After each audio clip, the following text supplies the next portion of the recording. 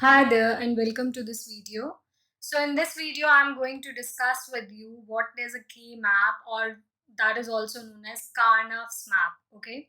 So what are key maps? These are basically used to simplify any Boolean expression without using the Boolean algebra.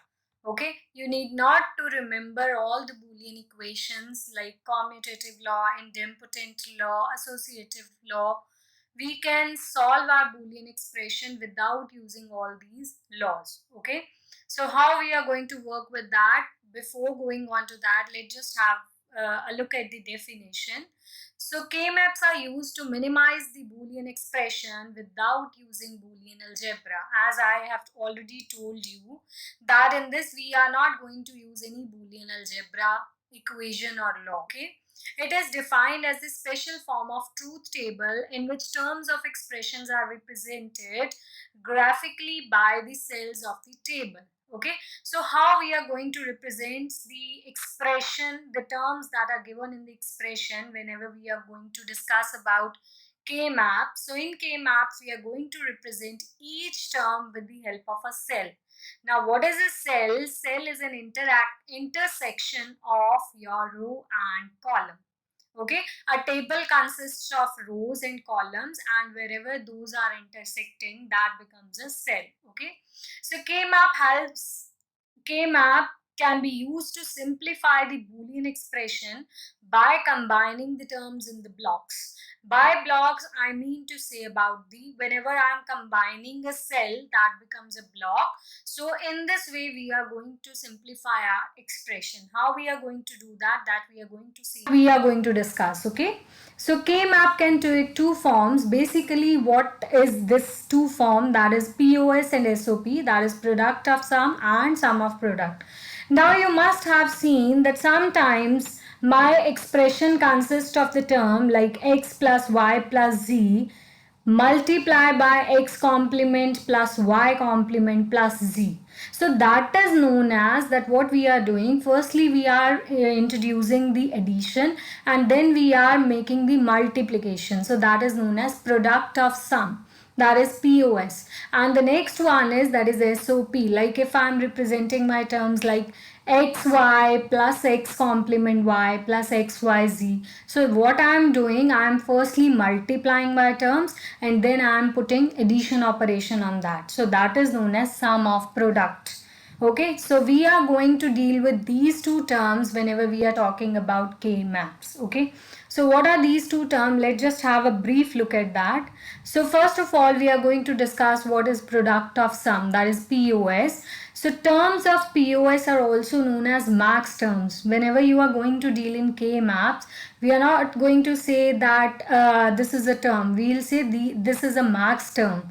Or if I'm talking about SOP, I'll say this is a min term. Okay. So terms of POS are known as max terms. In K-map, we need to put 0 in the block respective to the max terms. Okay. So POS are represented as like this.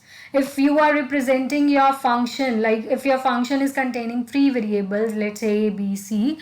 So now how many possible numbers it can represent? It can represent 2 raised to power n. What is the n? That is number of variable used in the equation. For example, in this equation, I have written function is having 3 variable, that is A, B, C.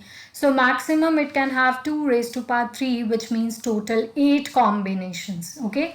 And don't forget, I have already told you in my previous videos that whenever we are talking about computers, we'll always say that we need to start from 0. Okay, so we'll move from 0 till 7. Any term could be present from 0 till 7. Okay, and if I am saying product of sum, I am going to represent that with the help of this pi sign.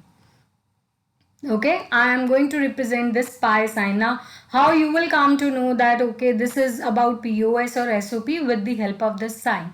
If the sign is this pi sign, that means I am talking about POS terms. Okay, now the next is SOP. Now the terms of SOP are known as minterms, as I have already told you that whenever we are talking about K maps, so the terms in the expression, they are going to be known as max term or min term. If I am saying max term, I am talking about POS. If I am saying min term, I am talking about SOP. Okay. So in K-map, we need to put 1 in the block respective to the minterms, okay? So SOP are represented by A, B, C, summation of these terms, okay? Now if I'm saying that I'm going to work with minterm, that means I'm talking about SOP, and my terms would be represented with the sign, that is sigma sign, or we also call that as summation sign, okay? And if I'm talking about max terms, that means I'm talking about POS, and I'm going to represent my terms with the help of this pi sign. Now there is one more interesting relation between POS and SOP, that both of them are reverse or inverse of each other. I have written this specific note that SOP and POS are inverse of each other. What does that mean? Suppose if I am talking about these two equations only. The first equation, that is, suppose if I am provided with the max terms, they are saying that you have these 4 max terms.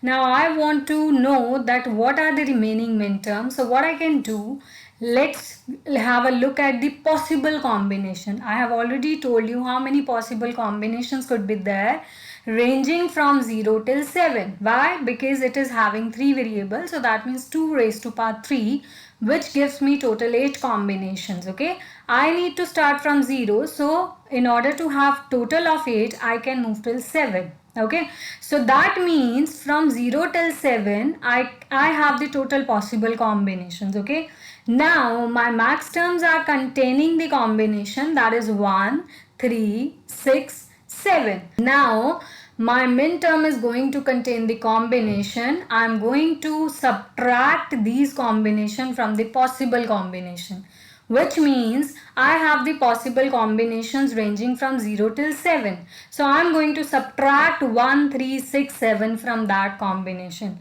and whatever would be the remaining terms, that are my min terms. Okay, if you can just have a look, see, 0 was not there, so I have kept 0 here. Now 1 was there, so I can't include 1 in my min term. 2 is not there, so I have included 2 in the min term.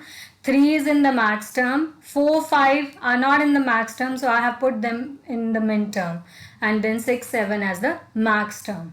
Similarly, if you are provided with min terms and you want to get your max terms, so you can do the same thing.